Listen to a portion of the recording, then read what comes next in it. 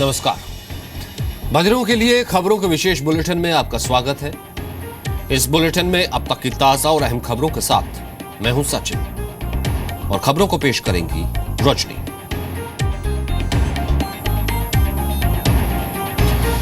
सूत्रों के मुताबिक सरकार ने साफ किया है कि वो किसी भी दबाव में सर्जिकल स्ट्राइक का वीडियो जारी नहीं करेगी और जब जरूरत होगी तो ही सबूत पेश किए जाएंगे। साथ में कैबिनेट मीटिंग में पीएम मोदी ने आज सभी मंत्रियों को हिदायत दी कि वो सर्जिकल स्ट्राइक पर कोई बयान न दें। सरकार ने जिन्हें बयान देने के लिए कहा है सिर्फ वही इस पर बोलेंगे। वहीं सर्जिकल स्ट्राइक पर सरकार के पास 3 तरह के सबूत होने की खबर है। पहला सबूत यूएवी से ली गई तस्वीरें, दूसरा सबूत सैनिकों के हेलमेट में लगे कैमरे से रिकॉर्ड की गई तस्वीरें और तीसरा सबूत सैटेलाइट से ली गई तस्वीरें। एलओसी के पार से ही लोगों ने माना है कि 29 सितंबर को भारतीय सेना ने आतंकवादियों का सफाया कर दिया था। सूत्रों के मुताबिक पाक आर्मी और आईएसआई ने आतंकियों के शव दफना दिए। यह भी बताया गया कि कुछ शव दफनाए गए जबकि कुछ शव लश्कर कैंप लाए गए। लश्कर पार रहने वाले लोगों ने आतंकी कैंप को जलते हुए भी देखा। सूत्रों के मुताबिक गवाहों ने सर्जिकल स्ट्राइक के बाद चालहाना की मस्जिद में आतंकियों को जमा होते हुए देखा। उस जगह इकट्ठा लश्कर के आतंकियों ने भारत से बदला लेने की बात कही। मस्जिद में जमा हुए आतंकी लश्कर के थे और पाक सेना पर आरोप लगा रहे थे। भारतीय सेना के हमले के वक्त पाक आर्मी ने उनकी मदद नहीं की।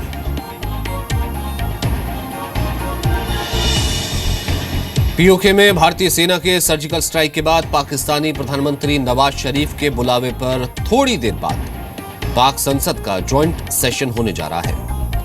पाक संसद का यह ज्वाइंट सेशन एलओसी के हालात पर चर्चा के लिए बुलाया गया है, लेकिन नवाज शरीफ को संसद में बैठक से पहले ही तगड़ा झटका लगा। पाकिस्तान में विपक्षी दल तहरीक इंसाफ पार्टी के अध्यक्ष इमरान खान ने इस ज्वाइंट सेशन के बहिष्कार का ऐलान किया। इमरान ने कहा कि उसमें भाग लेने का मतलब प्रधानमंत्री नवाज शरीफ के नेतृत्व को समर्थन देना होगा। सर्जिकल स्ट्राइक पर कांग्रेस पार्टी में एक मत है ही नहीं। कल कांग्रेस नेता संजय निरुपम ने सर्जिकल स्ट्राइक से जुड़े सबूत मांगे थे, तो आज कांग्रेस नेता पीएल पुनिया ने यह कह दिया कि सबूत की कोई जरूरत ही नहीं है। पीएल पुनिया के मुताबिक कांग्रेस को सेना के बयान पर पूरा भरोसा है और सबूत की कोई जरूरत नहीं है। पूर्व गृह मंत्री शिवराज पाटिल ने भी संजय निरुपम के बयान को खारिज किया। इससे पहले कांग्रेस अध्यक्ष सोनिया गांधी ने सरकार का साथ देने की बात कही थी, तो कांग्रेस उपाध्यक्ष राहुल गांधी ने सर्जिकल स्ट्राइक की तारीफ की थी। भारत के सर्जिकल स्ट्राइक से बौखलाया पाकिस्तान बाज नहीं आ रहा है। पाकिस्तान की तरफ से लगातार सीज फायर का उल्लंघन हो रहा है। राजौरी जिलों में सीमा पार से भारतीय चौकियों तथा रिहायशी इलाकों पर गोलीबारी की गई है और मोर्टार भी दागे गए हैं। पाकिस्तानी सेना ने नौशेरा बेल्ट के झांगर, कलसैन और मकरी सब सेक्टर को निशाना बनाया। पाकिस्तान की इस करतूत से सीमा के पास रहने वाले लोगों का रहना मुश्किल हो गया है। इस वजह से यहां लोग बंकर में रहने के लिए मजबूर हैं। राजौरी में कई जगहों पर लोग घर छोड़कर बंकर में शिफ्ट हो गए हैं। सेना की सर्जिकल स्ट्राइक पर सबूत मांगने वाले अरविंद केजरीवाल और संजय निरुपम के खिलाफ कई जगह विरोध प्रदर्शन हुए। लखनऊ में बीजेपी युवा मोर्चा के कार्यकर्ताओं ने केजरीवाल के खिलाफ विरोध प्रदर्शन किया, तो वाराणसी में भी शिवसेना ने उनके खिलाफ प्रदर्शन किया।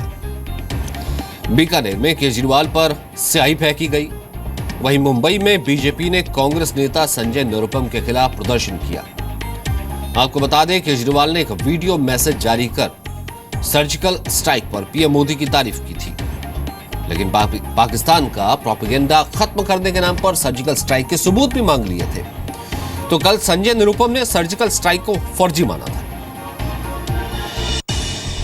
बात पर दिल्ली गवर्नमेंट को डिसमिस कर देना चाहिए और लेफ्टिनेंट गवर्नर को भी बदल देना चाहिए। लेफ्टिनेंट गवर्नर का जिम्मेदारी था सवाल पूछने के लिए। तुम कहाँ क्या कर रहे हो, ये तुम्हारा यहाँ काम छोड़ कर ये आपने संविधान के विरुद्ध में बोला है, आपने जो शपथ लिया उसके विरुद्ध में बोला है, तो मैं डिसमिस कर रहा हूँ, मैं प्रेसिडेंट को रेकमेंड करूँगा, ऐसा कहना चाहिए। वहीं बीजेपी और शिवसेना का झगड़ा और बढ़ गया है। एक तरफ शिवसेना ने यूपी में चुनाव लड़ने का ऐलान किया, तो दूसरी तरफ बीजेपी ने बीएमसी का चुनाव अकेले लड़ने का फैसला किया।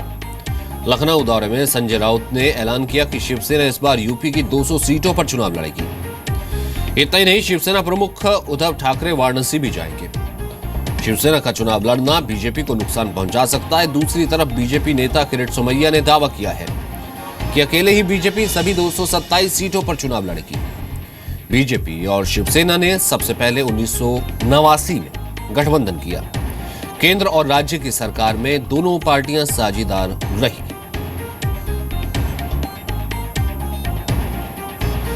मुंबई के पास ठाणे में कल रात पुलिस ने कॉल सेंटर पर छापा मारा। ये कॉल सेंटर अमेरिका में रहने वाले लोगों को फर्जी कॉल कर इनकम टैक्स के नाम से डराते थे और पैसे ऐंठते थे। पुलिस ने करीब 700 लोगों को हिरासत में लिया। फर्जी कॉल सेंटर काशी मीरा इलाके से चलाया जा रहा है। इनमें से 3 कॉल सेंटर एक ही बिल्डिंग में थे। कॉल सेंटर के कर्मचारी 911 के नाम से फर्जी कॉल करते थे और लोन डिफॉल्टर्स के सैटेलाइट को लेकर पैसे ठग लेते थे।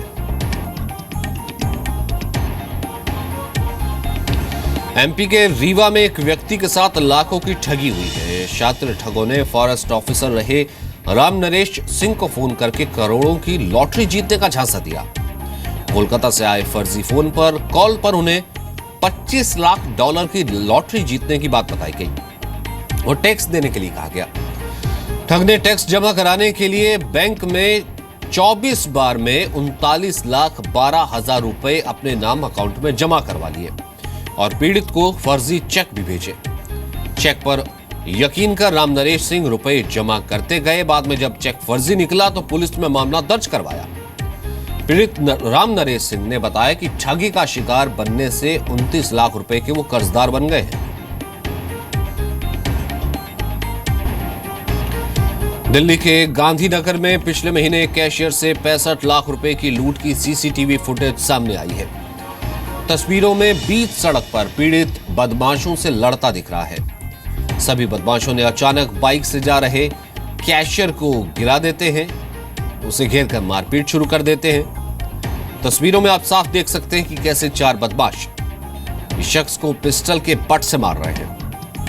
आसपास से सैकड़ों लोग गुजरते हैं, लेकिन किसी ने उनकी मदद नहीं की। पुलिस ने इस मामले में 4 बदमाशों को गिरफ्तार किया है। इन बदमाशों से 18 लाख रुपए भी बरामद किए गए हैं।